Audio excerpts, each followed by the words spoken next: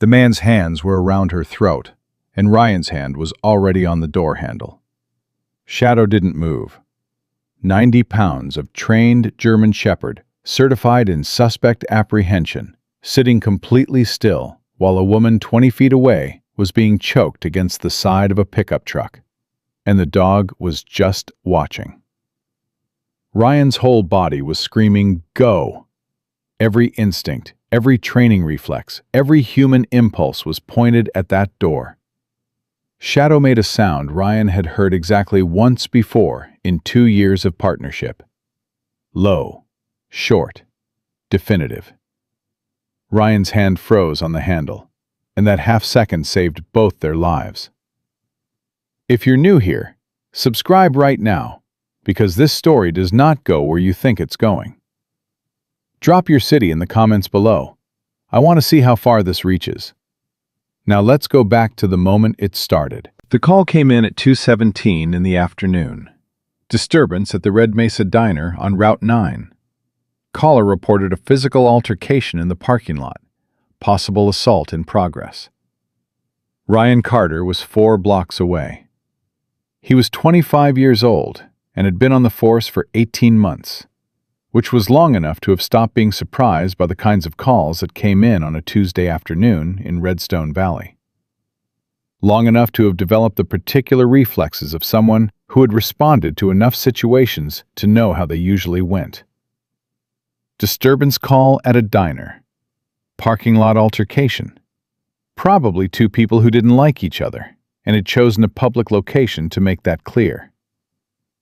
Shadow was already upright in the rear compartment before Ryan turned the vehicle. That was the first thing. Shadow didn't usually react to disturbance calls. Not at that level. Not the full attention posture, nose working, body oriented forward. Shadow reserved that response for things that smelled different from what the radio described. And Ryan had learned in 18 months of partnership that when Shadow's red on a call diverged from dispatch, the dog was right, with a consistency that Ryan had stopped treating as coincidence and started treating as information. "What do you smell?" Ryan said quietly, not because he expected an answer, but because talking to Shadow out loud helped him think. The dog's nose was at the window crack. Not pulling, not agitated, just reading. Ryan pulled into the diner lot without lights or siren. Instinct, not calculation. He'd made that decision before he understood why he'd made it. What he saw when he arrived stopped the breath in his chest. A man, massive, the kind of size that registers before anything else does. 6'3" at least, 250 minimum, with the specific build of someone who has spent years making themselves physically hard to deal with. Had a young woman pinned against the passenger side of a pickup truck. Both his hands were locked around her throat. Her feet were partially off the ground. Her face was... Ryan processed it and felt something cold move through his chest. Her face was too controlled. Not the wild panic of someone being choked. The compressed, managing expression of someone who was choosing how to respond to being choked. Ryan's hand hit the door handle. Shadow made the sound. It stopped Ryan's hand as completely as if someone had physically grabbed it. Not because the sound was loud. It wasn't. It was low, almost below the range of easy hearing. A single vocalization that Ryan had heard one time before in 18 months and had asked his training supervisor about afterward because it wasn't in any of the standard behavioral documentation he'd been given. His supervisor had looked at him for a moment before answering. "That sound means he sees something you don't," the supervisor had said. "And he doesn't want you moving until you see it too." Ryan sat with his hand on the door and made himself look, not at the man, not at the woman, around them. The diner parking lot was not empty. Tuesday afternoon in a small town, 3 vehicles besides the pickup, a delivery truck partially blocking the north side, stacked beverage crates along the building's east wall, 3 picnic tables under an awning on the west side that had been cleared of the usual lunch crowd. Cleared. At 2:17 on a Tuesday afternoon, The picnic tables under the diner awning were empty. No coffee cups, no phones, nobody finishing a late lunch. Ryan looked at the stacked beverage crates. He looked at the gap between the two parked vehicles on the east side. He looked at the deep shadow under the awning where the light didn't reach. His training was faster than his conscious mind, and it delivered the assessment in a single, wordless package. 3 positions. Cover positions. Places a person would stand if they wanted to be invisible until they didn't want to be anymore. He couldn't see them, not clearly, but Shadow could smell them. And Shadow was still sitting absolutely still, in the way that working dogs go still when they are watching multiple threats simultaneously and have decided that moving is the wrong call. Ryan's radio was in his hand. He kept his voice flat and low and pointed the mic toward the floor so the volume of the response wouldn't carry. Unit 4 to dispatch. Red Mesa Diner, Route 9. I'm on scene. I need backup. Silent approach. No lights, no sirens. 3 possible additional suspects concealed on location. Do not broadcast details on open channel. A pause from dispatch. The half-second pause of someone recalibrating. Then, copy Unit 4. Backup ETA 7 minutes. 7 minutes. Ryan looked at the woman against the pickup truck. She was still there, still in the man's grip. And he was watching her now with a close focus of someone who had committed to this situation and was waiting for something. A signal, a sound, a word from somewhere that Ryan still couldn't see. But the woman, Ryan watched her. Her right hand had moved. Subtly. The kind of movement you'd miss if you weren't looking specifically for what hands were doing. Her fingers had found the man's left wrist and settled against it in a position that was not the clawing grab of a victim trying to break free. It was a measuring grip, a positioning grip. She was reading him, figuring out the physics of what she was going to do next. And then she turned her head, just slightly, and her eyes found Ryan through the patrol car windshield across 40 feet of parking lot. Direct, clear, intentional. She had known he was there. She'd probably heard the vehicle before he'd fully stopped. And what she did next was so small that Ryan almost missed it. A single, fractional dip of her chin. A nod. Not help me. Not do something. Something between I see you and hold. Ryan had never in 18 months of his career received a nonverbal communication from an assault victim that meant hold. Victims didn't do that. Victims panicked or froze or fought, all of which were correct and human responses to being choked against a vehicle by someone who outweighed them by 100 pounds. This woman was doing none of those things. She was running a situation. She was doing it with her hands at her throat and her oxygen supply compromised and her feet partially off the ground. And she was doing it with the controlled efficiency of someone for whom this was not the worst thing they had ever navigated. Ryan sat and watched and breathed and let Shadow read the lot and let the woman do whatever she was doing. And every second of it ran directly against every instinct his body had. The man, enormous, hands still locked, leaned down slightly toward her face and said something Ryan couldn't hear at this distance. The woman's expression didn't change, but her lips moved. Ryan had spent enough years watching people's mouths in difficult situations to read lips well enough for short sentences. He watched what she said. What she said was, "Marcus, this is the worst mistake you've made all week. Not let me go. Not please. Not the words of a woman afraid. The words of a woman who knew the man's name and was communicating something to him that Ryan couldn't fully decode, but that sounded, even read off a mouth from 40 feet away, like a professional assessment delivered to someone who was operating under a significant misunderstanding. Marcus, if that was his name, tightened his grip. Shadow made a different sound. Still not the apprehension signal. Something more immediate. The sound of a count running down. Ryan moved his hand back to the door handle. His radio crackled. Backup was now 5 minutes out. He looked at the 3 cover positions he'd identified. Still no visible movement. But Shadow's body was oriented differently now, tracking all 3 points in a rotation that told Ryan the dog had confirmed them. Not suspected. Confirmed. 3 hidden men. A woman being choked by a 4th. And somewhere in the architecture of this afternoon, a design. Someone had built this, had planned it, had chosen this diner, this parking lot, this configuration of crates and shadows and cleared tables on a Tuesday afternoon. This was not a disturbance call. This was constructed, and the woman against that pickup truck was not a victim who had stumbled into it. Ryan looked at her again. She'd shifted her weight, almost imperceptibly, but he caught it. The kind of weight transfer that precedes movement. She was getting ready. She was timing something, and whatever she was timing it to, she was close. Shadow had stopped rotating between the 3 positions. He was fixed now on the crates to the east. The man behind them had moved, or was moving, or was preparing to. Ryan's grip on the door handle tightened. He kept his eyes on the woman. He kept his hand on the door.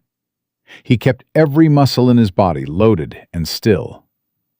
And he waited. Because Shadow was still waiting, and Ryan had learned in 18 months of partnership, had learned it the way you learn the things that actually matter, through accumulated evidence that becomes impossible to argue with, that the dog's sense of the exact right moment was more reliable than his own. The woman's right hand moved. Shadow's body tensed from nose to tail in a single fluid line. And Ryan Carter, 25 years old, 18 months on the force, took one breath and put everything he had into the next 4 seconds. The elbow came from nowhere. That was the only way Ryan could describe it afterward. Not because it was fast, though it was, but because the economy of it was so complete that there was no wind-up, no preparation, no telegraphing of any kind. One moment the woman's arm was at her side. The next moment it was driving backward into the man's solar plexus, with the precise, delivered force of someone who had done this particular move enough times that her body no longer needed to think about it. Marcus made a sound that was not a word. His grip broke. She dropped her feet to the ground, pulled in one hard breath, controlled, not gasping, the oxygen management of someone who had been rationing it, and turned to face him in a single motion that put her in a stance Ryan recognized from defensive tactics training. Weight distributed, hands up but not aggressive, eyes tracking. "Marcus," she said. Her voice was rougher than it had been, the rasp of someone whose airway had just been under serious pressure. But the tone hadn't changed at all. Still that flat, professional assessment. "I told you."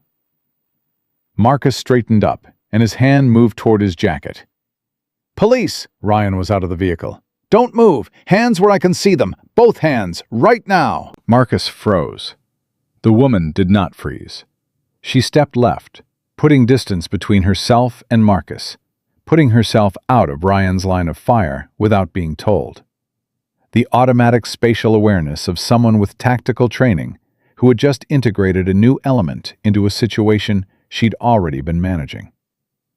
Shadow hit the ground running beside Ryan. "On the ground!" Ryan kept his weapon on Marcus, kept his peripheral vision on the 3 positions he'd identified, kept his body moving laterally so he wasn't a standing target. "Face down! Hands behind your head!" "Officer," the woman's voice cut through cleanly. 3 concealed. East crates, south vehicles, awning far left. They're waiting for a signal. She said it the way someone reads a weather report. Informational, accurate, already passed. Ryan's training snapped the next decisions into sequence without gap. Cover Marcus. Don't expose your back to the east. Get Shadow on the variable. Shadow, watch. He used the directional hand signal for the crate position without taking his eyes off Marcus. The dog's trajectory changed instantly, body swinging east, muscles loading. Marcus's jaw tightened. He was calculating. Ryan could see it in his eyes, the specific look of a man whose plan had assumed something that hadn't happened, and who was running the math on what came next. "Tell them to stand down," Ryan said. "Tell them now." "I don't know what you're talking about," Marcus said. He had a voice built for intimidation. Deep, controlled. The voice of a man who had used it successfully enough times to believe it always worked. His hands were visible, but his weight had shifted back, which was the body's way of preparing to do something the mouth was denying. Shadow barked once. Not at Marcus. East. Something moved behind the beverage crates, and Ryan's stomach went cold because it meant at least one of them was advancing, which meant the signal had already been given or the plan had already shifted to contingency, and neither option was good. "Get behind the vehicle," Ryan said to the woman. 1 second, not asking. She was already moving. "Shadow, hold east." Ryan kept his position, kept his weapon on Marcus, and put his voice into the radio simultaneously. "Unit 4, suspects moving to active positions. I need that back up in 4 minutes, not 7. Right now." "Copy, Unit 4, 90 seconds. Something crashed behind the crates. Not a person emerging, something falling. The particular sound of stacked crates losing their structural integrity. Heavy containers hitting pavement in sequence. And then Shadow's bark changed pitch to the short, rapid signal that meant he had a person. "Down on the ground!" Shadow's bark. A man's voice, swearing. The sound of a scuffle that lasted approximately 4 seconds. Ryan's focus split. Marcus in front of him, Shadow east, and the south vehicle position, which was the one nobody was covering. A man came around the back of the southernmost vehicle with a handgun leveled, and Ryan saw it happen in the compressed, slow motion of high adrenaline.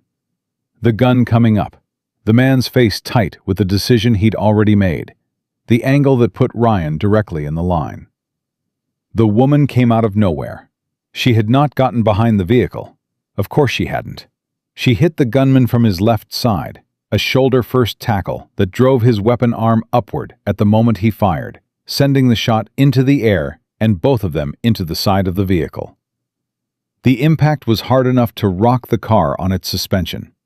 The gunman hit the door panel back first, and the gun left his hand and clattered under the vehicle.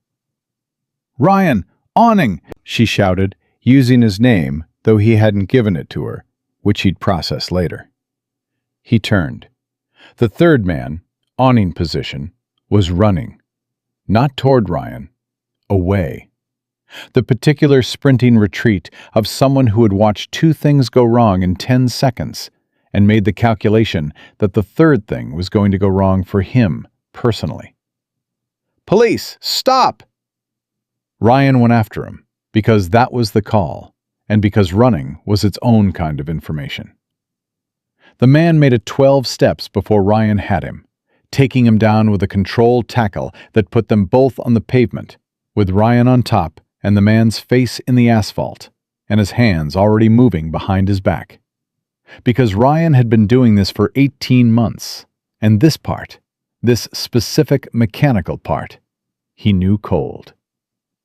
"Don't move. Stop moving. I said stop." The man stopped. Ryan got the cuffs on in 20 seconds, and stood up, breathing hard, and looked back at the lot.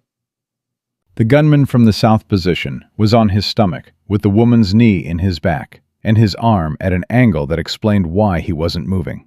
She had both his wrists controlled with a grip that Ryan's defensive tactics instructor would have called textbook, and everyone else would have called terrifying, given that she'd just been choked half unconscious 3 minutes ago. Shadow had his man from the crate position pinned and compliant, sitting guard with the settled patience of a dog who has finished his job and is now just doing maintenance. And Marcus. Marcus was still standing where Ryan had left him, both hands visible, staring at the parking lot, with the expression of a man watching a plan he'd built carefully come apart at every joint simultaneously. Ryan walked back to him. "Marcus," he said, breathing still elevated. On the ground, Marcus looked at the woman, who had zip-tied the gunman's wrists with restraints from somewhere on her person. Cargo pants pocket, Ryan guessed, and was now standing up with the flat, finished expression of someone who had completed a task. "She's a cop?" Marcus said. "On the ground," Ryan said again. "She's not a cop," Marcus said, and his voice had lost something. Not the size, just the certainty. "She's not... Who is she?" "On the ground, hands behind your head." Marcus went down slowly, with the particular heaviness of a man whose body is cooperating, before his mind has caught up to why. Ryan got him cuffed and took 2 steps back and let himself breathe for 3 full seconds. The lot was quiet, except for Shadow's low vocalization over his pinned suspect, and the distant sound of sirens that meant backup was finally close enough to hear. Ryan looked at the woman. She was standing near the pickup truck, not leaning on it, not sitting, just standing with her hands at her sides and her breath still doing the work of recovery. Her neck had marks on it that were going to look worse in an hour. She was watching Marcus on the ground with an expression that Ryan found difficult to read, because it was not satisfaction, and it was not relief, and it was not the particular emotional exhaust that he'd seen on the faces of assault victims when the threat was over. It was closer to completion, the face of someone who had run a long calculation and arrived at the right answer. "Are you hurt?" Ryan asked. "I'm functional," she said, which was not the same thing, and they both knew it. "That's not what I asked." She looked at him then, directly, the same way she'd looked through the windshield when she'd given him that fractional nod. Evaluating. Deciding how much of the honest answer to give. "My throat will be fine," she said. "I've had worse." Ryan stared at her. He had questions stacking up in a column in his mind. Who she was, how she'd known his name, where she'd gotten the restraints, who had trained her, why she'd been in this parking lot, why someone had built a 4-man ambush around a Tuesday afternoon disturbance call at a roadside diner. And he understood, clearly, that this was not the moment for any of them. "There's a 4th man," she said. Her voice was matter-of-fact. "Not here. He was coordination, not field. He'll know this failed within 10 minutes. "How?" "Because Marcus was supposed to send a confirmation, and he's currently face down on asphalt." Ryan processed that. "You know who it is?" "I know who it is," she said, "but I need a secure line before I give you that name, because the person I need to call with it is not your dispatch." 2 patrol cars came into the lot fast, tires on loose gravel, doors opening before the vehicles fully stopped. Ryan's backup, 4 officers who took in the scene with the rapid assessment of people trained to read a lot quickly, moved toward the suspects with weapons drawn. "Stand down, they're secured," Ryan called. "I need evidence bags, and I need someone to secure that handgun under the gray sedan. Do not let anyone handle it bare." He looked back at the woman. She had already put 3 feet of distance between herself and the nearest backup officer. Not threatening distance, just the instinctive space of someone who was not yet ready to be around more people she hadn't evaluated. Shadow walked to her. Not at Ryan's direction. Just walked to her the way the dog sometimes walked to Ryan after a difficult call. Not seeking anything, not asking for anything.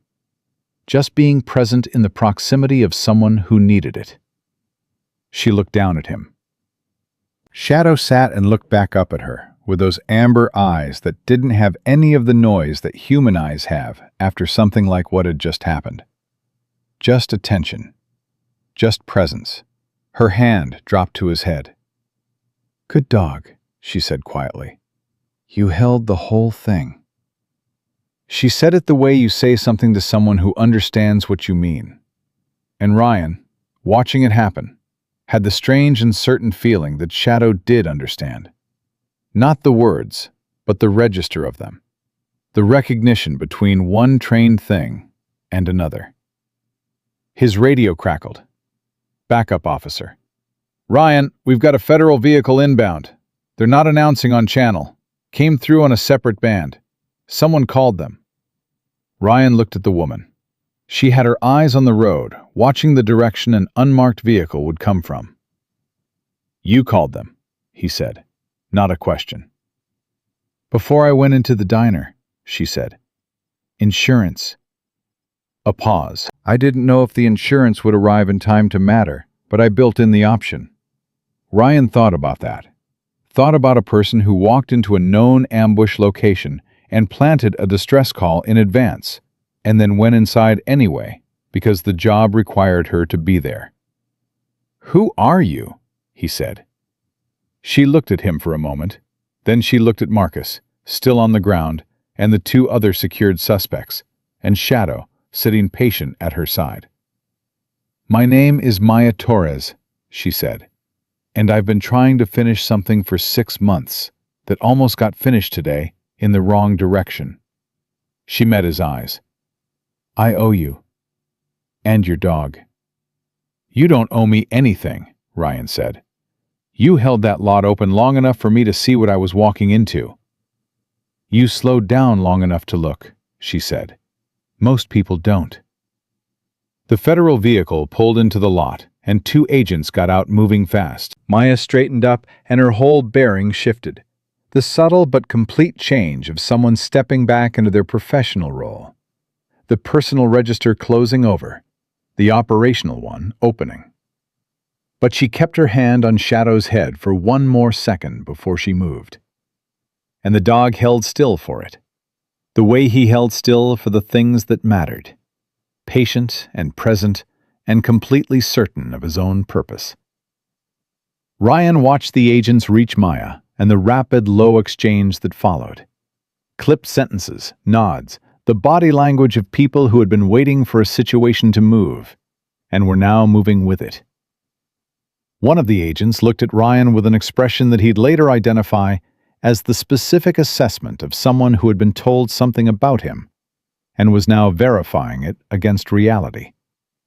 Whatever Maya had told them, the agent apparently decided it was accurate, because he turned back to her without another look at Ryan, and the 3 of them moved together toward Marcus on the ground.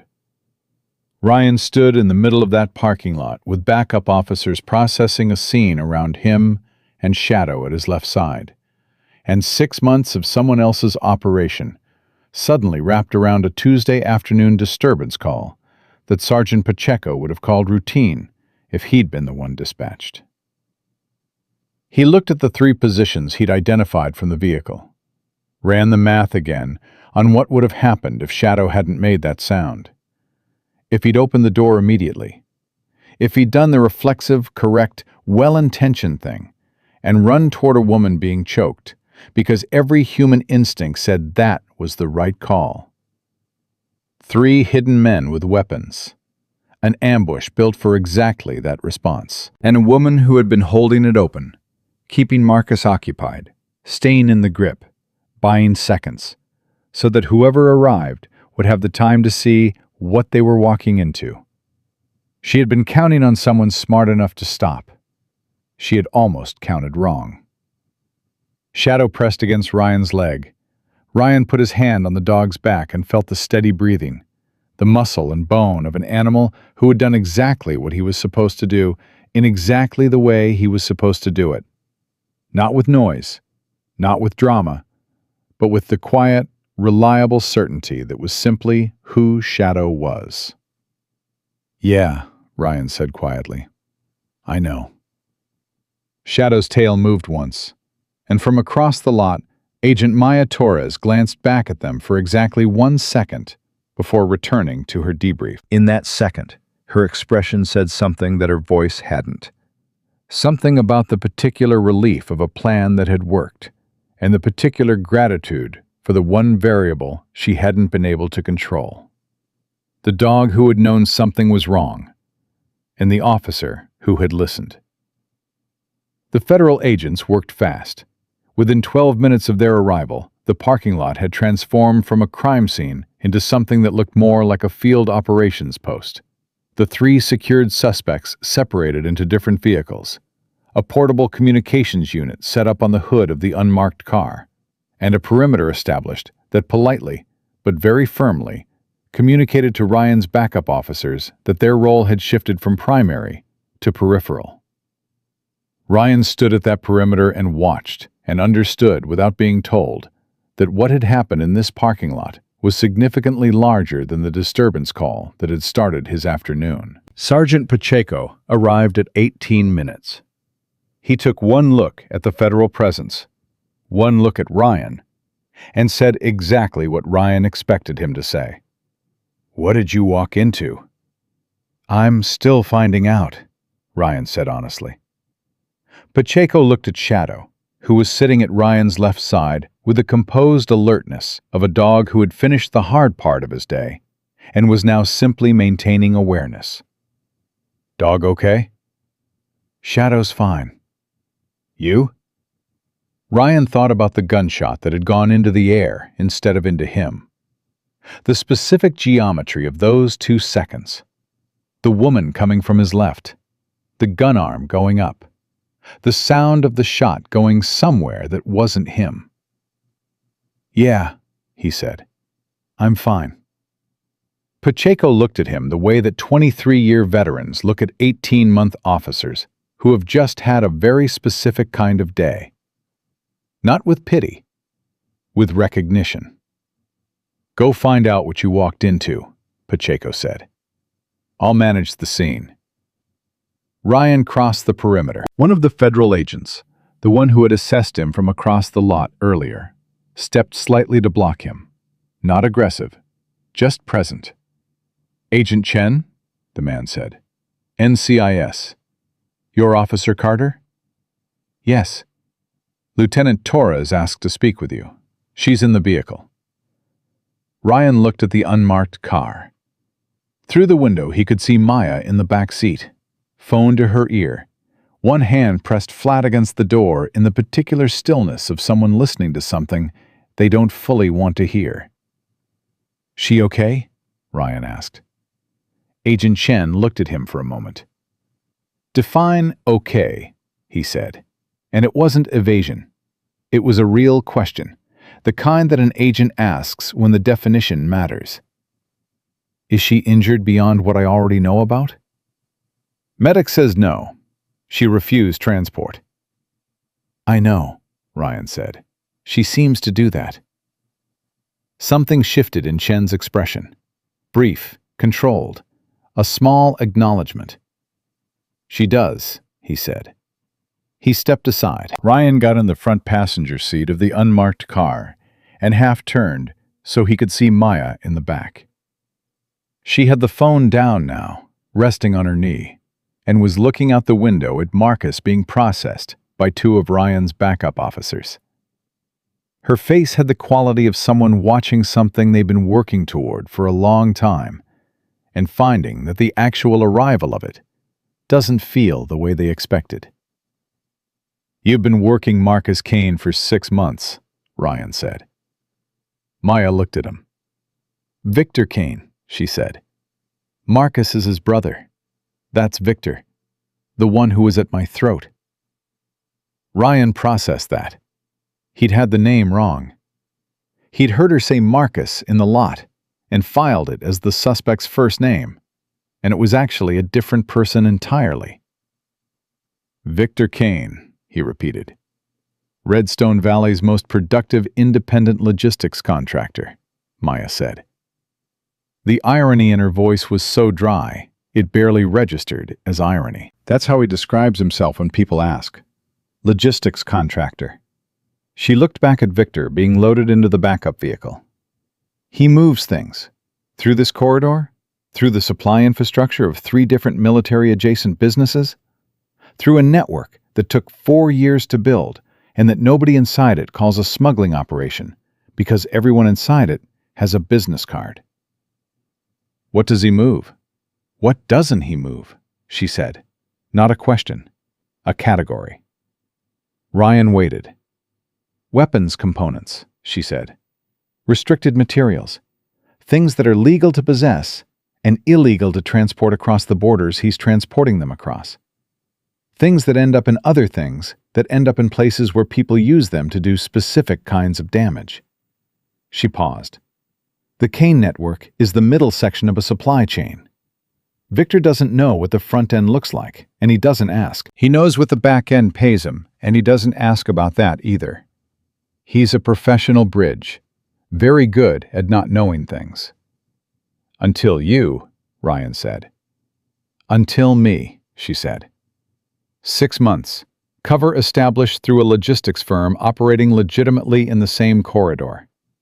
I worked my way into Victor's outer circle, and I was 3 weeks from being able to hand NCIS the full transactional record of 18 months of Kane network activity.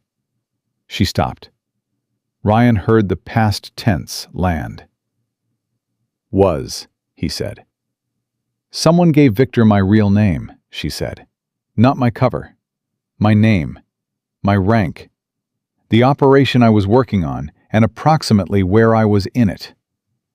She said each element flatly, like reading items from a list. Whoever gave it to him knew enough to be credible. Victor believed it, which is why today happened instead of 3 weeks from now.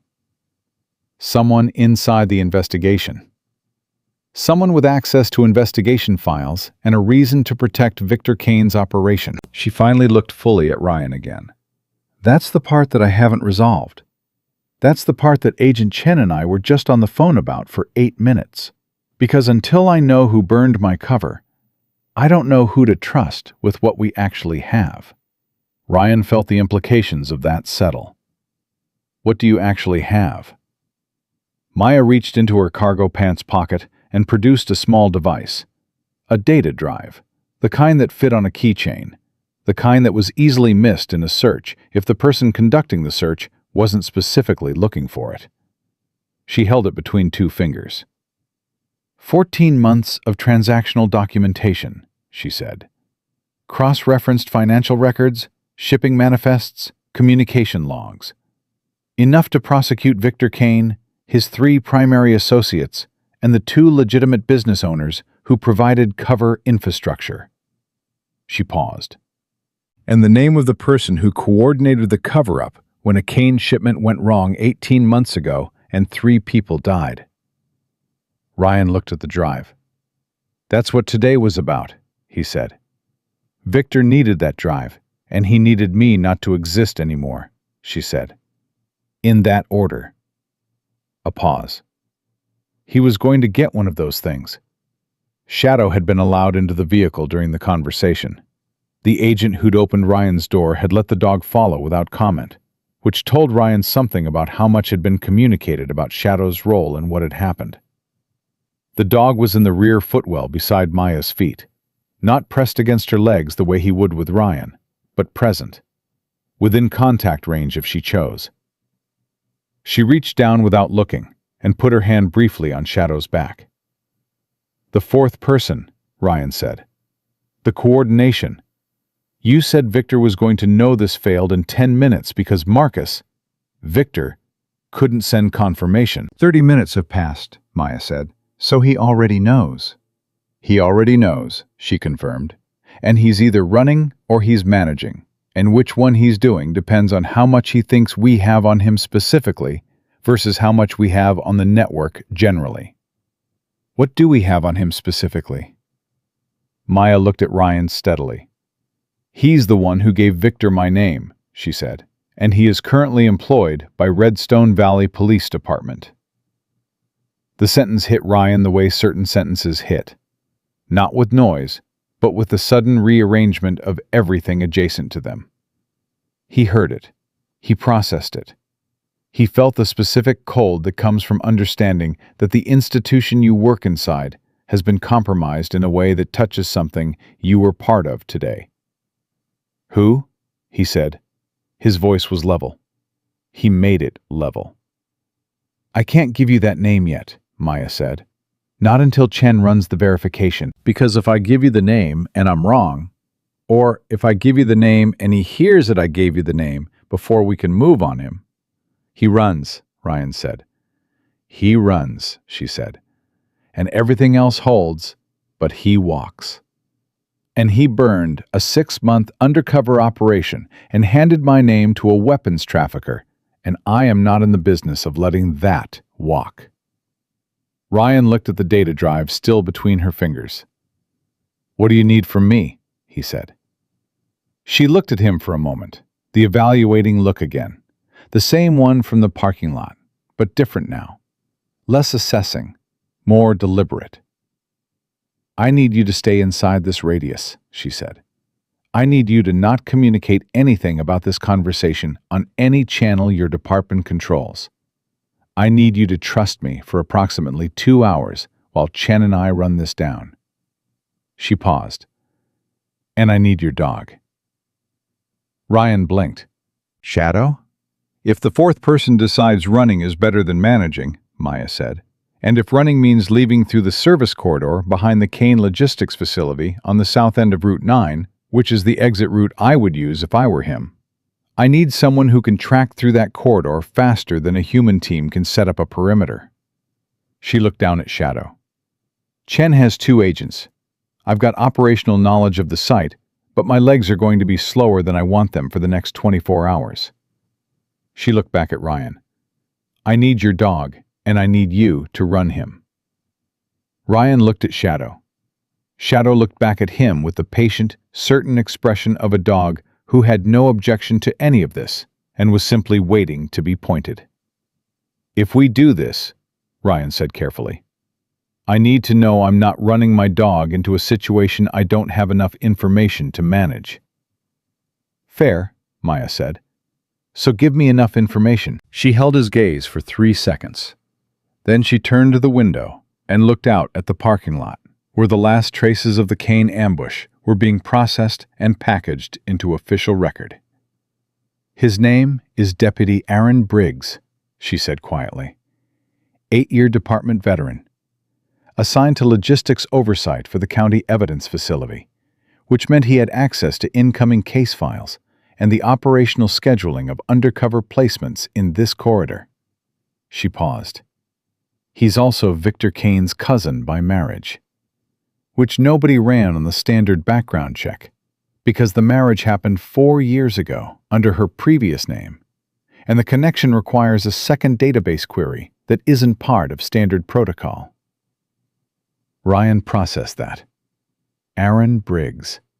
He knew the name, knew the face, had stood next to the man at a department briefing 11 days ago, and listened to him talk about evidence processing protocols with the confident expertise of someone who took their work seriously. The cold in Ryan's chest moved into something else. Something that didn't have a clean name. Not quite anger, not quite betrayal. Closer to the particular disorientation of finding out that the floor in a room you've been standing in wasn't solid. "You're sure?" he said. "The financial connection is documented in the drive," Maya said. 18 months of it. Briggs received payment through a shell account connected to a Kane subsidiary. 11 transactions. Total just under $60,000. She paused. "For the specific service of alerting Victor to operational activity in this corridor. My cover being burned was the 12th transaction. Except that one he did for free, because I was about to take down his cousin." Ryan said nothing. "I know what that information cost you," Maya said. Her voice had shifted, still professional, but something more careful in it. "I know what it means to find out someone in your department." "It means we finish it," Ryan said. His voice was quiet and completely decided. "That's what it means." Maya looked at him. Then she opened the car door and called to Agent Chen. Chen came over fast, and Maya gave him a compressed 30-second brief that covered Briggs, the service corridor, the tracking requirement, and what she needed from Ryan and Shadow. Chen listened, looked at Ryan, looked at Shadow. "You're comfortable with this?" Chen asked Ryan directly. Not to validate him, to assess him, genuinely. "Tell me the service corridor layout," Ryan said. Chen pulled out his phone and showed him the satellite map. Half-mile of enclosed service road. Chain link on both sides. One vehicle exit at the north end that opened onto Route 9. One foot exit at the south end into open commercial property. A person leaving through that corridor on foot would have two options: north vehicle exit or south foot exit, and the south end had no camera coverage. "Shadow can cover the south end," Ryan said. "If Briggs tries to walk out, he won't make it to the property line." "Briggs is armed," Chen said. "Standard service weapon." "Shadow knows how to handle armed suspects," Ryan said. "So do I." Chen looked at Maya. Maya looked at Ryan, with the expression she'd worn since the parking lot. The one that was assessment, layered over something more personal. Something that had formed in the specific crucible of this afternoon, and didn't have a standard professional category. "Go," she said. Ryan was out of the car in one motion. Shadow was beside him before Ryan's second foot hit the ground. "Carter," Maya's voice from the window, before he'd taken 3 steps. He turned. "Briggs knows this corridor," she said. "He's been using it for 18 months. He'll move fast." "Shadow moves faster," Ryan said. He didn't wait for her response. He turned toward Route 9, and he and Shadow went at a run, the dog's stride matching his own with the particular synchrony of two things that have been doing this long enough that the coordination doesn't require thought. Behind him, he heard Maya tell Chen something he couldn't fully make out. A sentence that ended with the word "careful" and was directed, he understood without turning around, not at the operation, but at him. He ran. Shadow ran beside him, and somewhere in the service corridor ahead of them, a man who had spent 8 years wearing the same uniform Ryan wore was about to find out that the distance between a clean exit and a closed one was exactly the length of a German Shepherd at full speed. The service road entrance was a chain-link gate that had been left open, which told Ryan 2 things simultaneously.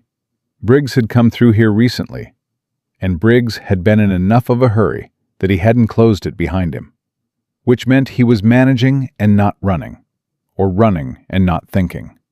And either way, he was ahead of them and moving. Shadow hit the gate opening at a full run, and his nose dropped immediately, the scent-tracking posture that Ryan knew as well as his own breathing. Head low, body driving forward, pace controlled not by speed, but by the thread of information the dog was pulling from the ground and air simultaneously. Ryan followed, and keyed his radio on the NCIS frequency Chen had patched him into. "We're in the corridor. Shadow has a track." Chen's voice came back clipped and immediate. "Copy. North vehicle exit is covered. We're moving on the Kane facility from the front simultaneously. If Briggs hears that, he may push for the south foot exit faster than anticipated." "Understood." He clicked off and focused on Shadow. The dog had settled into the particular tracking rhythm that Ryan had learned to read over 18 months. Not the flat-out sprint of a pursuit already visual, but the focused, ground-eating pace of a dog following a scent trail that was fresh enough to be strong. Briggs had minutes on them. Not many. Ryan's mind ran parallel tracks. The first was operational. The corridor layout Chen had shown him. The south foot exit, the commercial property beyond it. The second was something harder to manage. Something that had been running since Maya had said the name Aaron Briggs in that unmarked car. 8 years. Department veteran. Evidence processing oversight. Ryan had been in this department for 18 months, which meant Aaron Briggs had been here for 6.5 years before Ryan had ever walked through the door. Had been here when Ryan was still in the academy. Had been building whatever he'd built inside the Kane network, while Ryan was learning the difference between a disturbance call and an assault charge. The specific anger of that, not hot, but cold, structural, the kind that settles into the load-bearing parts of how you think about things. Ryan felt it and put it aside because it was not useful right now, and Shadow needed his full attention. The dog stopped. Ryan stopped behind him. Shadow's head came up from the ground track, not losing the scent, but adding something to it. His ears rotated forward and slightly right, the sound-tracking posture. He'd heard something. Ryan listened. Footsteps. Ahead and right. Moving fast but not running. The gait of someone pushing pace without wanting to sound like they were running, which was a distinction that only mattered if the person thought there was a chance they hadn't been heard yet. Briggs didn't know about Shadow. Ryan put his hand on Shadow's back. The steadying contact that meant, hold your pace, match mine. And they moved forward at a controlled run, quieter than a full sprint, eating distance. The corridor bent slightly right at the midpoint, and as they came around it, Ryan saw him. 40 feet ahead. Civilian clothes, not his uniform, which meant Briggs had changed somewhere, which meant he'd had a bag ready, which meant some part of him had known today might require an exit. He was moving with a backpack over one shoulder, phone in his hand, head down, and he hadn't heard them yet. Ryan made a decision in the space of 2 strides. If he announced himself now, Briggs would run for the south exit, and the question became whether Shadow could cover the distance before Briggs cleared the property line. And that was a solvable question, but it introduced variables Ryan didn't need. If he closed the distance first, Shadow, close, he said, barely above a breath. The dog shifted gears without transition. Not faster, just different. The compressed, ground-covering movement of a dog shortening distance to a target, without the alert behavior that would telegraph the approach. 20 feet. Briggs's phone came up, and he stopped walking to read something on the screen. And Ryan felt the corridor compress, because a man who stops moving in an enclosed space is a man who might turn around. 15 feet. Shadow was ahead of Ryan now, instinct and training overriding the pace command. The dog reading the moment with the same precision he'd read the parking lot. Not early, not late. The exact point, with the geometry of the situation, said, now. Briggs turned. The moment he turned, Ryan was already moving, and Shadow was already in the air. The dog didn't hit him chest high the way he'd taken the gunman in the parking lot. Shadow hit low and right, taking the man's legs, the textbook immobilization strike for a target in a confined space, where a high impact could mean a wall or a hard surface with consequences Ryan didn't want. Briggs went down hard onto his left side, and the phone skittered across the ground and the backpack twisted under him, and before any of it had stopped moving, Ryan was on him, knee in the back, one hand on the wrist, voice carrying the command tone that overrides the thinking brain and speaks directly to the part of a person that just wants the immediate physical situation to stop escalating. Down! Don't move! Police! Down! Hands behind your back! Right now! Briggs was a big man, bigger than Ryan's brief off the satellite map had prepared him for. Not Victor Kane large, but substantial. The particular solidity of someone who had kept up the physical standards of the job for 8 years. He moved against Ryan's hold for 1 sharp second, testing it, and Ryan bore down harder, and Shadow was at his head, and the test ended. Ryan Carter, Briggs said. His voice was muffled by the ground. I know who you are. Hands behind your back, Ryan said. You don't know what you're doing here, Briggs said. You don't have the full picture. Hands behind your back. A pause. Ryan felt the resistance in the man's body. Not physical anymore, but the different kind. The resistance of someone deciding which version of the next 5 minutes serves them best. Then Briggs's arms moved. Compliance. Ryan got the cuffs on and stood up and took 2 steps back and let himself breathe. Shadow moved to guard position beside Briggs, with the settled certainty of a dog who has never once second-guessed the thing he was built to do. Ryan keyed the radio. "South corridor. Suspect secured. I need a team at the South Foot exit to take custody." Chen came back immediately. "Copy. 2 minutes. Kane facility is contained. Victor Kane is in federal custody." A pause. "Good work." Ryan looked down at Aaron Briggs on the ground. The man had rolled slightly so he could see Ryan. Not sitting up, just turning his head, looking up from the corridor floor with an expression that Ryan had to take a moment to identify because it wasn't what he expected. It wasn't fear. It wasn't defiance. It was something closer to exhaustion. The specific exhaustion of someone who has been carrying something heavy for a long time and has finally put it down, even if putting it down meant ending up on the ground of a service corridor in handcuffs. "How long have you known?" Briggs asked. "Today," Ryan said. "She told you." Not a question. "Torres." "She gave us enough." Briggs looked at the corridor ceiling. "She's good," he said, and there was something genuinely flat and honest in it. The professional's acknowledgement of another professional's competence, delivered by someone who had just lost that competence in the most concrete possible way. 8 years, Ryan said. He hadn't meant to say it. It came out anyway. Briggs's jaw tightened. 8 years in this department? Ryan said. How long were you running the Kane connection? Silence. 4 years? Ryan said. You've been doing this for 4 years, and nobody? I did the job, Briggs said. His voice had an edge now. I did the job every day. Every case I touched, every piece of evidence I processed, every protocol I followed, I did it correctly.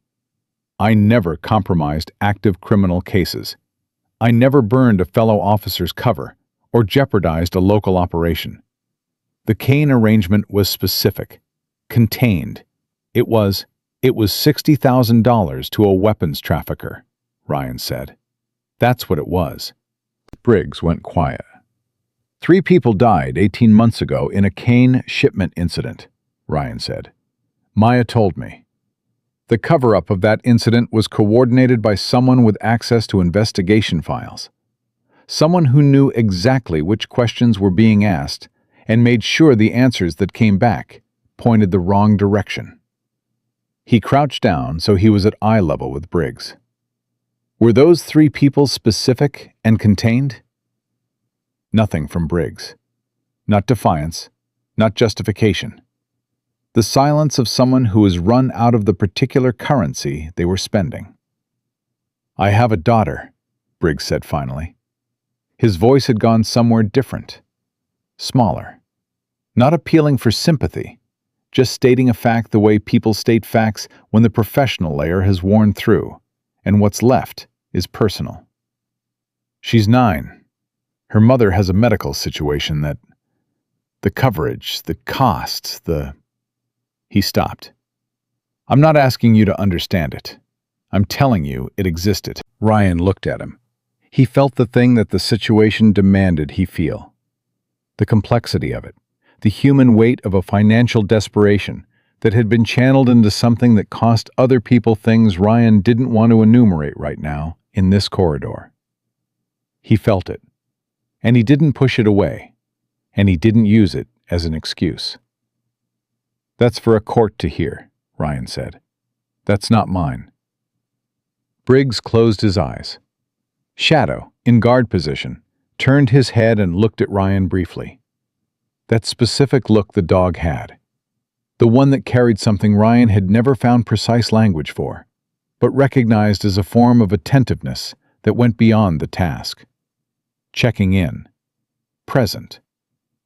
Ryan put his hand briefly on Shadow's back. The NCIS team came through the corridor from the south end 2 minutes later. Two agents moving fast, then slowing when they saw the situation was already managed. The lead agent looked at Briggs on the ground, then at Ryan standing over him, then at Shadow in guard position. "You ran him down," the agent said. It came out as both statement and question. "Shadow ran him down," Ryan said. "I just kept up." One of the agents crouched beside Briggs and started the formal arrest process. Miranda, the inventory of the backpack, the notification of federal custody transfer. Ryan stepped back and let them work, and found himself at the corridor wall with Shadow beside him, the two of them occupying the particular stillness that comes after a thing is finished. The backpack. Ryan's eyes went to it as the agent opened it. A change of clothes, a prepaid phone, a sealed envelope that the agent photographed before opening. Cash. And underneath the cash, a small external drive that the agent held up for his partner to see, without comment, but with a particular careful handling that meant it had significance. Briggs saw Ryan looking at the drive. "That's for my daughter," he said, quietly. Not asking for anything, just saying it. Ryan didn't respond. There was nothing to say that the situation hadn't already said. His radio crackled again. Chen's voice. And this time there was something different in it. Not urgency, but the particular register of a situation resolving into its final shape. "Carter, Torres is asking for you at the north end of the corridor. When you're clear." Ryan looked at Shadow. Shadow looked back at him with those amber eyes that had been steady through everything this afternoon. The parking lot, the run, the takedown. Steady the way certain things are steady, because their foundation is simply that reliable. "Good boy," Ryan said. Shadow's tail moved once, slow and sure. They walked north through the corridor, leaving the agents to complete the Briggs arrest, and Ryan felt the afternoon's full weight settle into him with each step. Not the crushing kind of weight, but the kind that comes from things being resolved that needed to be resolved. The particular heaviness of a day that had asked a lot and been met. At the north end of the corridor, past the chain-link gate, Maya was standing with Agent Chen. She was upright and steady, in the way she always seemed upright and steady, controlled and present. But Ryan noticed her right hand was braced against the fence beside her. Not dramatically, just enough. Her legs were slower than she wanted them to be. She'd said so herself. She looked at Ryan when he came through the gate. "Briggs?" she said. "Secured," Ryan said. "NCIS has him. He had a secondary drive in his backpack." Something moved in Maya's face. Not surprise. She'd anticipated it.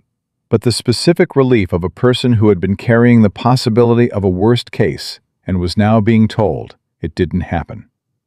"The drive will have the communication records," she said to Chen. "He kept them as insurance. He always kept everything as insurance. That was his professional habit. It's also what's going to close the last gap in the case." Chen nodded and moved to his phone. Maya looked at Ryan, and then she looked at Shadow, who had walked directly to her side the moment they'd cleared the gate. Not commanded, not signaled, just moved to where the dog apparently decided to be. She reached down and put both hands on Shadow's face. The dog was perfectly still for it. That specific stillness he had, the one that was not passivity, but choice. The choice to be present for something that mattered. "He didn't hesitate," she said. Not to Ryan specifically, partly to herself. "Not in the parking lot, not in this corridor. He just did what needed doing, exactly when it needed doing." She looked up at Ryan. "How do you teach that?" "You don't," Ryan said. "You find a dog that already has it, and you learn to listen." Maya stood up slowly. She looked at the corridor behind Ryan, the length of it, the chain link, the afternoon light. And he could see her running the arithmetic of the day. 6 months of work, a cover burned, a parking lot ambush, a satellite phone call that had turned the whole thing, a corridor run that had closed the last door. "It's done," Ryan said. "Almost," she said. "The network still has loose ends. The federal case will take months. Victor Kane's lawyers are already—" She stopped. "But the core, the infrastructure, the documentation." She pressed her lips together. "Yes, it's done." Chen came back. "Federal prosecutor is ready to move on the full indictment tonight. Torres, I need you on a call in 20 minutes with Washington." "I know," she said. Chen looked at Ryan. Something in his expression had shifted from the professional assessment of the parking lot to something warmer, not effusive, but present. "What you did today, Officer Carter, running a dog alone into a confined space against an armed and motivated suspect, that was outside your operational parameters, and I want you to know that technically, I'm required to document it as an unauthorized independent action." He paused. "I'm also required to note that it resulted in the successful apprehension of a federal suspect and the recovery of material evidence. So," he extended his hand. Ryan shook it. Chen moved away to take his call. Ryan stood with Maya and Shadow at the north end of the service corridor, and for a moment, nobody spoke, which was fine because some moments after long days are not moments that need to be filled. "The person who burned your cover," Ryan said finally. "Briggs. He said it was about his daughter. Medical costs. He said the Kane arrangement was contained." Maya listened. "I'm not explaining it," Ryan said. "I'm not justifying it. People do terrible things for reasons that make sense to them," Maya said. Her voice was completely even. "That's one of the first things you learn when you work undercover. People don't think of themselves as the bad thing they're doing. They have an interior story that makes everything they've done reasonable." She paused. "That doesn't make them less accountable. It just makes them human." Ryan absorbed that. "How do you do it?" he asked. 6 months, living inside something like this. Trusting people you know you can't fully trust." She was quiet for a moment. The real kind of quiet, where the answer is being found rather than assembled. "You find something you believe in more than you're afraid of the risk," she said finally. "And you hold on to that." She looked at Shadow. "And sometimes you get lucky. Someone slows down at the right moment. A dog reads a parking lot better than any human in it." She met Ryan's eyes. "You hold on to that too." Shadow pressed against Ryan's leg. Ryan looked down at him, at the dog, who had sat silent when silence was right, and moved without hesitation when the moment came, who had tracked through a corridor and taken a man down and stood guard with the same absolute reliability he brought to every single thing he did every single day. "Yeah," Ryan said quietly. "You hold on to that." The Washington call lasted 2 hours and 14 minutes. Ryan knew this because he sat in the parking lot of the Red Mesa Diner, the same parking lot where the afternoon had started, now emptied of federal vehicles and backup units and everything except the ghost of what had happened in it. And he waited. Not because anyone had asked him to, because he wasn't ready to leave yet, and Shadow seemed to understand that. Staying in the rear of the vehicle, with his chin on the back of the front seat and his eyes on the lot, with the patient attentiveness of a dog who has no objection to waiting when waiting is what's needed. Pacheco had released him from the scene an hour ago, with the particular efficiency of a sergeant who has processed enough extraordinary days to know that the paperwork could wait, and the officer needed to decompress. "Go home," Pacheco had said. "In a bit," Ryan had said. Pacheco had looked at him the way he'd looked at him after the corridor call came through on the NCIS frequency, with the expression of a man recalibrating something he'd thought he had accurately measured.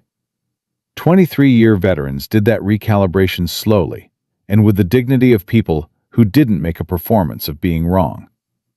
The Aaron Briggs thing, Pacheco said. He didn't finish the sentence. I know, Ryan said. I hired that man, Pacheco said. Quiet. Flat. The tone of someone carrying something that had just gotten heavier. That's not on you, Ryan said. No, Pacheco agreed. But it sits on me. For a while, it's going to sit on me. He looked at the lot. Go home when you're ready. Ryan had gotten in the vehicle and driven to the parking lot and stopped. And that was where he still was 40 minutes later when his phone buzzed. Maya. The number she'd sent to his phone during the NCIS debrief. Call done. Where are you? He texted back the diner name. 3 minutes later, her rental car pulled in. She parked 2 spots over and got out and came to lean against the side of Ryan's vehicle with the careful movement of someone whose body was submitting its end-of-day invoice. She had a paper cup of coffee that she'd acquired somewhere, and she held it with both hands and looked at the parking lot in the evening quiet. Shadow made a sound from the back. Not the warning sound, not the alert, the greeting sound. The particular low vocalization he used for people he had decided to know. Maya turned and looked through the window at the dog. He remembers me, she said. He remembers everything, Ryan said. She looked at the lot for a moment. The beverage crates were still stacked against the east wall. The picnic tables under the awning were still there. The pickup truck was gone. Federal evidence, impounded in the first 20 minutes. The lot looked like itself again, the ordinary Tuesday afternoon version of itself. And Ryan understood the specific strangeness of that. How a place where something serious had happened could reset its appearance so quickly, while the people who'd been in it carried it forward completely unchanged. Washington is moving fast, Maya said. The full Kane Network indictment is tonight. 11 individuals across 3 states, the 2 business owners who provided cover infrastructure, Victor's logistics team, the 3 financial coordinators. She paused. And Briggs. How is that case structured? Ryan asked. Federal. NCIS and FBI joint prosecution. The documentation from my drive, plus the secondary drive from Briggs's backpack, covers 18 months of activity. It's a strong case. She drank her coffee. Victor's lawyer called Chen's supervisor within 40 minutes of the arrest, which tells you the network has resources. But the documentation is what it is. You can't lawyer your way out of your own transaction records. He'll try, Ryan said. He'll try, she agreed. And he'll lose. She said it with the quiet certainty of someone who has spent enough time building cases to know the difference between the ones that hold and the ones that don't. And this one held. Ryan looked at the crate position, the empty space where the first man had been, where Shadow had gone without being told, and handled it without hesitation. Can I ask you something? He said. Yes. When you walked into that diner this afternoon, he said, knowing Victor was going to be there, knowing your cover was burned, knowing the setup was waiting for you. He paused. Why did you go in? Maya was quiet for a moment. Because the drive was in my jacket pocket, she said. And if I didn't show up, Victor would know something had changed, and the network would have 24 hours to move assets and burn documentation before we could move on them. She turned slightly and looked at Ryan directly. If I go in, the drive stays with me, the network stays static, and there's a chance, a real chance, that whatever law enforcement responds to a disturbance call at a diner sees what's actually happening and moves correctly. That was a very thin chance, Ryan said. It was the chance available, she said simply. So I took it. Ryan absorbed that. The mathematics of it. The specific calculation that sends a person into a room where multiple armed men are waiting for them, based on the thin probability that a routine disturbance response might happen to be the right person at the right moment. You knew it depended on whoever showed up, he said. I knew it depended on whoever showed up, she confirmed. And I knew there was nothing I could do to control that variable. So I went in, and I managed what I could manage, and I hoped. She paused. I'm not usually in the hoping business, but that's what I had. Shadow shifted in the back of the vehicle and put his head through the gap in the window, and Maya reached up without looking and put her hand on his nose, and the dog was completely still for it, the way he was still for things he chose. He changed the whole equation, Maya said. Not you. I mean, yes, you. You read it correctly. You made the right call. But him. She looked at Shadow with something Ryan had been watching develop in her expression over the course of the afternoon. Not soft exactly, but open in a way that her professional bearing usually wasn't.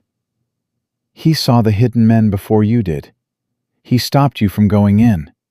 He covered the east position so you could manage Marcus, Victor. He tracked Briggs through the corridor. She paused.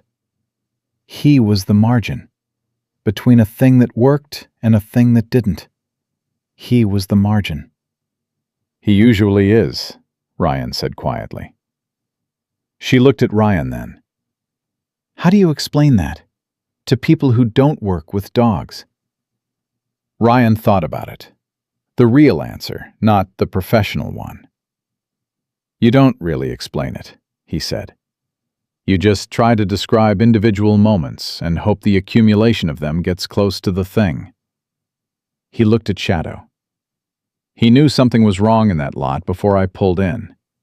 Before I could have known. He made that sound, the one I'd heard once before, and it stopped my hand on the door. That's not training. Training doesn't produce that sound. That sound it's something between his instinct and what he knows about me. It's him knowing that if he makes that specific sound, I will stop and look. He was using language, his own language, built for his own purpose, to tell me a specific thing. Ryan paused. How do you explain that to someone who hasn't felt it? You just did, Maya said. She finished her coffee and set the cup on the hood beside her, and was quiet for a moment with the quality of someone who is finishing something internally, running the last of a long day's accounting. Then she said, I've been doing this work for 6 years. Undercover operations, field intelligence, network infiltration. I've worked with elite units, with federal agencies, with military assets that have resources and training and technology that most people don't know exists. She paused. Today was the closest I've come to it not working. To the whole thing coming apart in a parking lot on a Tuesday afternoon, and all 6 months of work going with it. And she stopped. Ryan waited. The margin was a dog who sat still when every other organism in that lot would have moved, she said. And an officer who was 18 months in and had the patience to listen to him. She looked at Ryan. I want you to understand what that means, what the specific value of that is, because the world doesn't have a good way to account for it. The commendations and the official records will note the case outcomes, arrests made, network disrupted, federal indictment filed. They won't note the moment in a parking lot where a canine officer didn't open a door. That moment doesn't appear in any report. And that moment is the one everything else depends on. Ryan didn't say anything.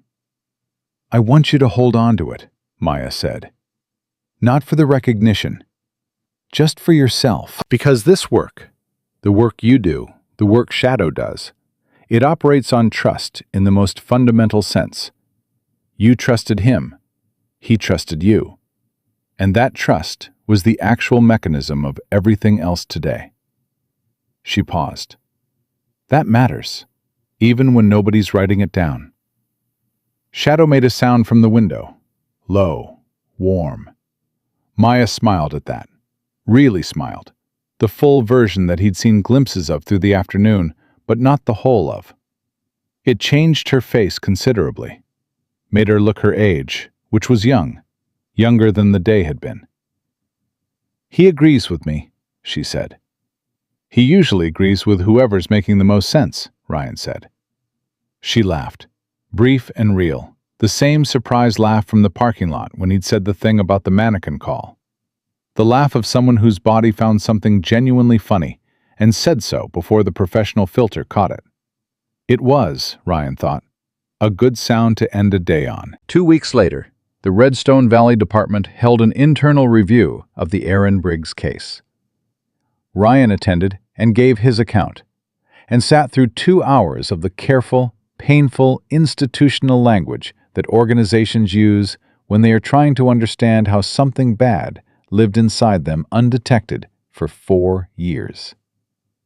Pacheco sat at the head of the table and asked the questions that needed asking, and didn't flinch from the answers.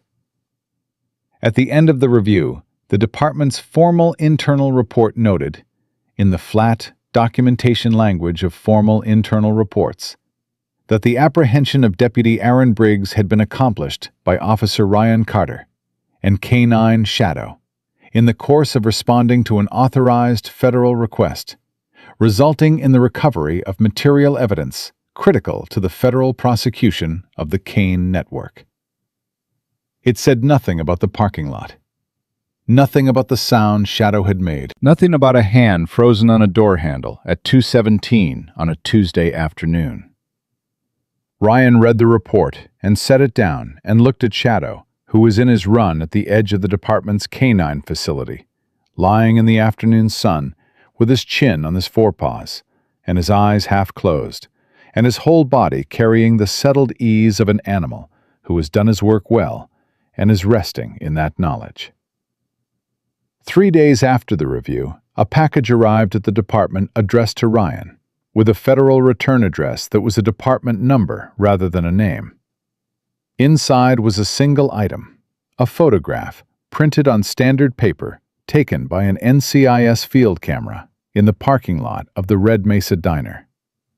It showed Shadow mid-launch toward the east crate position, captured at the exact point of extension, the full 90-pound force of him aimed at a problem with the absolute certainty of an animal that had waited for the right moment and committed to it completely. On the back, in handwriting that was precise and unhurried, "The smartest one in the fight, Torres." Ryan pinned it to the wall of the K-9 unit office. Pacheco saw it 2 days later and stood in front of it for a long time without saying anything. Then he said, "That's a good dog," in the specific way that 23-year veterans say, "That's a good dog," when they mean something considerably larger than the words. "Yeah," Ryan said. "He is." Shadow was at Ryan's left side, where he always was. Head up, ears forward, amber eyes reading the room with the attentive patience that was simply who he was. Every day, every call, every moment that required him to be exactly what he was, and nothing less. There are officers who work their whole careers and never find the partnership that changes how they do the job. The version of the job that happens when you stop thinking of your partner as a tool you operate and start understanding them as an intelligence that runs beside yours. Parallel, different, sometimes faster, always honest. An intelligence that doesn't have the human capacity for doubt or self-deception, or the comfortable choice to not see something you don't want to deal with. Shadow saw everything, every time, without exception. And on the afternoon that seeing everything was the difference between a plan that worked and a plan that ended in a parking lot in the worst possible way, the dog had done what he always did. He had waited for the right moment. He had made the right sound. He had trusted Ryan to listen. Some days in this work, the hero is the officer. Some days it's the federal agent who spent 6 months building a case from the inside of something dangerous. Some days it's the sergeant who asks the hard questions in a review room and doesn't look away from the answers. And some days, the days that turn on a single second, a single sound, a single disciplined and perfect stillness in a parking lot while everything around it was moving in the wrong direction. The hero is the dog who knew when not to bark. And knowing when not to bark, it turns out, can save everything. Shadow had known. And that is why, when the records close and the case is filed and the network is dismantled and the names are in the federal system where they belong, the people who were in that parking lot on a Tuesday afternoon in Redstone Valley know the true shape of what actually happened. A dog read a room better than any human in it. A young officer was wise enough to trust what the dog knew. And together, one with a badge and one with 4 legs and not a single doubt between them, they held the line until the right moment came. Then they moved, and nothing was the same after that.